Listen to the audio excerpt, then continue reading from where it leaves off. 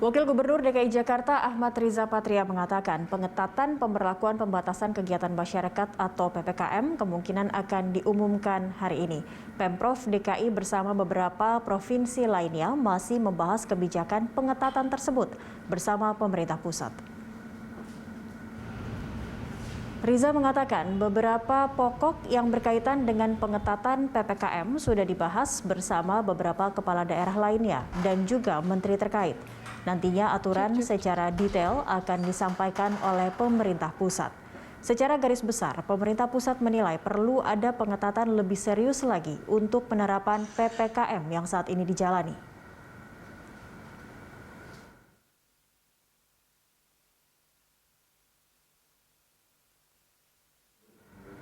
Dan untuk mengetahui informasi selengkapnya, langsung saja kita bergabung bersama rekan Said Masyur serta juru kamera Maximilanus yang sudah berada di Balai Kota Jakarta.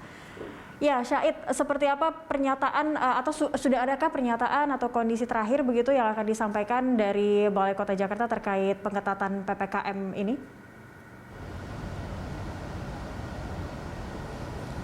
Belum ada keterangan resmi dari Pemprov DKI Jakarta, Cakri, baik itu Gubernur DKI Jakarta maupun Wakil Gubernur DKI Jakarta mengenai pemberlakuan atau pengetatan daripada PPKM Mikro yang ramai kita dengar sebagai PPKM Mikro Darurat, karena memang kebijakan ini masih menunggu daripada hasil rapat terbatas yang dilakukan pemerintah pusat. Memang pemberlakuan PPKM ini berada di kewenangan pusat.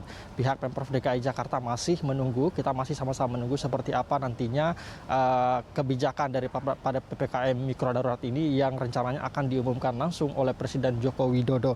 Dan kami memang pemberlakuan PPKM ini memang sudah berjalan seminggu, Cakri. PPKM Mikro yang sebelumnya sudah ditetapkan Jokowi dalam seminggu terakhir ini ternyata memang belum memutus atau menekan laju penularan COVID-19 di Indonesia, khususnya di DKI Jakarta, sehingga pemerintah pusat rencananya akan mengambil langkah tegas untuk melakukan rem darurat. Dalam hal ini akan melakukan PPKM Mikro Darurat. Khusus di DKI Jakarta memang sebagai kota atau provinsi dengan kasus COVID-19 penyumbang terbesar dari total kasus COVID-19 nasional ini, yang secara otomatis juga saat ini sudah berada dalam zona merah apabila dikategorikan daripada jumlah kasus yang ada di setiap provinsi. Kami informasikan bahwa per hari ini di DKI Jakarta kasus harian COVID-19 DKI Jakarta ini sudah berada di angka 7.379. Angka ini masih cukup tinggi, Sakri, meskipun memang angka ini sudah agak sedikit turun dibandingkan dengan kasus harian tertinggi pada Minggu 27 Juni kemarin yang tembus sampai angka 9.000. Ini merupakan angka rekor yang tertinggi sejak pandemi COVID-19 melanda Indonesia. Selain itu juga memang dari segi keterisian rumah sakit atau bed occupancy rate di DKI Jakarta saat ini sudah terisi 93% atau tersisa 7% lagi. Ini hanya untuk tempat isolasi, Cakri, dan ini belum masuk pada tempat isolasi yang membutuhkan perawatan intensif seperti ICU maksud kami, yang saat ini sudah berada di angka 87%. Dinas dari Kesehatan Pemprov DKI Jakarta mengatakan bahwa DKI Jakarta memang saat ini sudah berada di zona merah juga. Kenaikan kasus COVID-19 di DKI Jakarta memang diperparah dengan menyebarnya virus varian baru, Cakri, dan data yang kami dapatkan setidaknya saat ini ada 128 kasus varian baru di DKI Jakarta yang didominasi oleh varian Delta. Ada sekitar 87% dari total varian baru ini didominasi oleh varian Delta yang berasal dari India, dan parahnya lagi memang virus varian baru ini sudah menyerang anak usia balita, di mana kami mencatat ada sekitar anak usia di bawah 5 tahun ini ada 29 kasus ditemukan, kemudian usia 6 hingga 18 tahun ini ada 26 kasus, sehingga memang perlu dibutuhkan daripada kebijakan-kebijakan untuk menekan laju penularan COVID-19 di DKI Jakarta ini. Apalagi seperti yang saya katakan tadi bahwa DKI Jakarta merupakan penyumbang terbesar dari kasus COVID-19 nasional. Berkaitan dengan rapat yang dilakukan oleh pemerintah pusat hari ini berkaitan dengan kebijakan PPKM Mikro Darurat ini, nanti Gubernur DKI Jakarta kami mendapatkan informasi mengajukan beberapa permintaan khusus untuk DKI Jakarta apabila nantinya PPKM mikro darurat ini diberlakukan. Kami mencatat setidaknya Gubernur DKI Jakarta Anies Baswedan meminta agar pemerintah pusat mendukung pengetatan daripada mobilitas warga baik maupun intra ataupun antar wilayah ini untuk menekan laju penularan COVID-19 baik bagi orang yang akan masuk ke Jakarta. Kemudian juga Anies Baswedan meminta agar pemerintah pusat mendukung daripada tambahan tenaga kesehatan ataupun tenaga pendukung lainnya.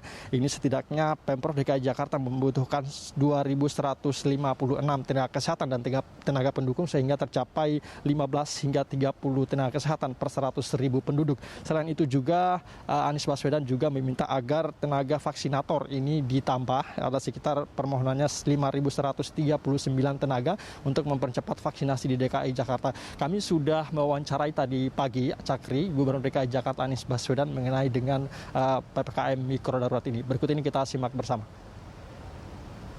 Itu semua sedang difinalisasikan hari ini oleh Kantor Menko Kemaritiman dan Investasi sebagai ketua untuk penanganan di Jawa, sehingga nanti diumumkannya se-Jawa, bukan hanya untuk 1-2 lokasi saja.